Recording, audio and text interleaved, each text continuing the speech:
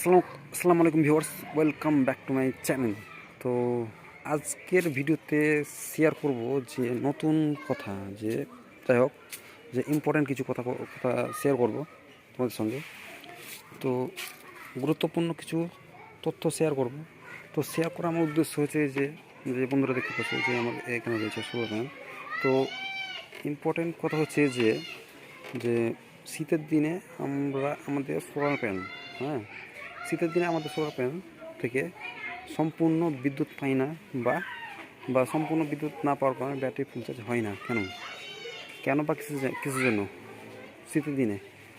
তো এক হচ্ছে মেন সমস্যা, যে বন্ধুরা দেখতে পাচ্ছ যে এই যে আকাশের কথা বলছে, যে এক হচ্ছে বেশিরভাগই সময় মেঘলা আকাশ থাকে, মেঘাচ্ছন্ন আকাশ থাকে। এই দেখতে পাচ্ছ বন্ধুরা, এক হচ্ছে মানে শীতের দিনে মেঘলা আকাশের পরিমাণটা বেশি থাকে, একটা হচ্ছে কারণ। সম্পূর্ণ ধূপ বা রোদ পায় না, এর একটা কারণ। তো আরেকটা দ্বিতীয় কারণ হচ্ছে যে দ্বিতীয় কারণ শেয়ার করবো, সেটা হচ্ছে যে দিন মানে হচ্ছে সকালবেলা মানে দিন দুপুর হচ্ছে দৈর্ঘ্যের পরিমাণ কম। তো হচ্ছে দিন দুপুর হচ্ছে গরমের দিনে কী হয় যে মানে হচ্ছে দিনের মাত্রা হচ্ছে যে 10 ঘন্টা বা 11 ঘন্টা এরকম হয়, বা আর ঠান্ডার দিনে কী হয় যে 6 থেকে 7 ঘন্টা, 7 থেকে 8 ঘন্টার মধ্যে দিনের দৈর্ঘ্য এরকম হয়, একটা কারণ।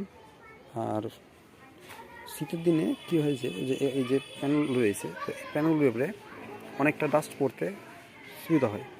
যে এখানে যে ধূলিকণা রয়েছে, বারবার যে অনেকটা ধূলিকণা, এই ধূলিকণার কারণে একটা যে যে পরিমাণ ধূলিকণা জমে, তো সেই পরিমাণ ধূলিকণার কারণে আর প্যানেলগুলি ডাস্ট হয়ে যায়, নোংরা হয়ে যায়। তো শীতের দিনে সবথেকে বড়ো মেন কারণ রিজন হচ্ছে যে এখানে প্যানেলের মধ্যে অনেকটা পরিমাণ ধূলিকণা জমে যায় বলে সোলার প্যানেল সঠিকভাবে কাজ করা বন্ধ করে দেয়। এবং সেই কারণে যেহেতু ডাস্ট পড়লে কী হবে যে ঠিকঠাকভাবে রোদ পৌঁছাতে পারবে না, আলো না পড়ে এলে সেখানে কোনো বিদ্যুৎ তৈরি করতে পারবে না, এটা কারণ। আর রোদের মাত্রা পরিমাণ কম থাকে, তো সেটা একটা বড় কারণ। তো এগুলো কিছু কারণ থাকে, তার জন্য আমরা সোলার প্যানেল থেকে সঠিকভাবে মানে বিদ্যুৎ পায় না, বা ব্যাটারি ফুল চার্জ করতে পারে না। তো ধন্যবাদ বন্ধুরা। তো ভিডিও যদি অবশ্যই ভালো লাগলে তো লাইক করবে, কমেন্ট করবে এবং সাবস্ক্রাইব করবে, পাশে বেল আইকনটি প্রেস করবেন নতুন ভিডিও আপলোড করার জন্য। ধন্যবাদ বন্ধুরা, আজকে ভিডিওটি এখানে।